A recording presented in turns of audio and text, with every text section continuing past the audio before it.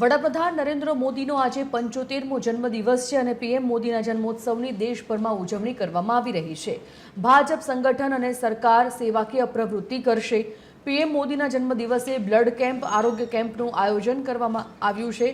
દેશ વિદેશના નેતાઓએ પીએમ મોદીને શુભેચ્છાઓ આપી છે। અમદાવાદમાં નમો સ્ટેડિયમમાં સૌથી મોટા બ્લડ કેમ્પનું આયોજન કરવામાં આવ્યું।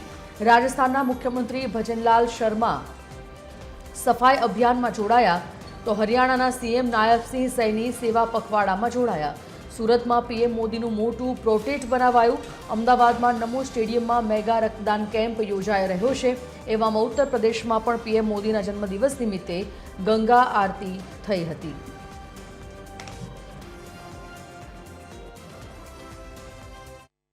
પીએમ નરેન્દ્ર મોદીનો આજે જન્મદિવસ છે અને આજે 75 વર્ષ તેમના પૂર્ણ થયા છે। ત્યારબાદ અમદાવાદ શહેર નહીં માત્ર અમદાવાદ શહેરને પરંતુ દેશભરમાં અત્યારે હાલ ઉજવણી ચાલી રહી છે। દ્રશ્યમાં જોઈ શકાય છે કે શહેરના નરેન્દ્ર મોદી સ્ટેડિયમ ખાતે આવેલા આ દ્રશ્યો જે છે કે જ્યાં વહેલી સવારથી જ આજે રક્તદાતાઓ છે તે મોટી સંખ્યામાં રક્તદાન કરવા માટે અહીં આવ્યા છે।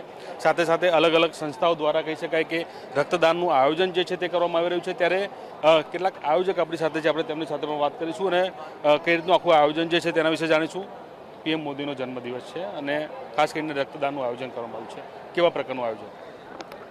આ એક અમે બહુ મોટા પાયે આયોજન કર્યું છે અને જ્યારે મોટું આયોજન હોય તો કોઈ એક જણાથી શક્ય ના હોય, એટલે તેરા પણ સમાજની સાથે બધી સંસ્થાઓ જોડાઈ છે। હું માનું છું ત્યાં સુધી 40 થી 50 સંસ્થાઓ જોડાઈ છે અને મારો ટાર્ગેટ આ વખતે જે છે એ વધારેમાં વધારે લક્ષ્ય એક હાંસલ કરવાનો છે।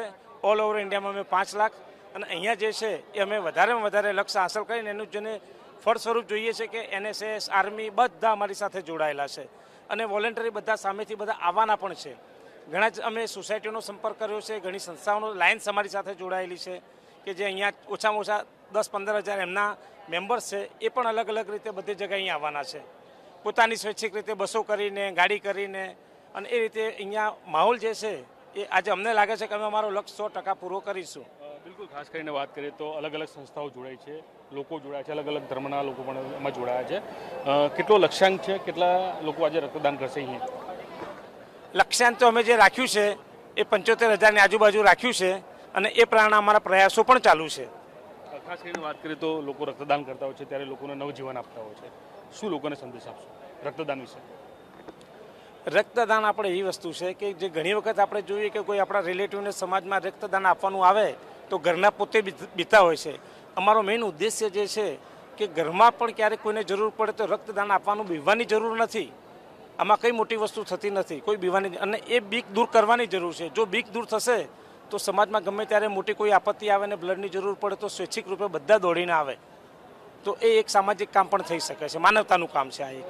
બિલકુલ, એટલે કે માનવતાનું કામ છે। જોઈ શકાય છે કે રક્તદાન મહોત્સવ 2.0માં અત્યારે હાલ આર્મીના જવાનો છે, તમામ લોકો જે છે તે અત્યારે હાલ રક્તદાન જે છે તે કરી રહ્યા છે।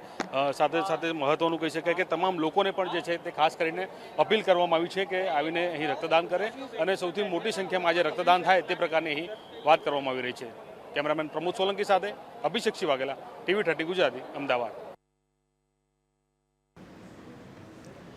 પીએમ મોદીના 75મા જન્મદિવસની દેશભરમાં ઉજવણી કરવામાં આવી રહી છે। દિલ્હી સરકારનું ત્યાગરાજ સ્ટેડિયમ ખાતે ભવ્ય કાર્યક્રમનું આયોજન થયું।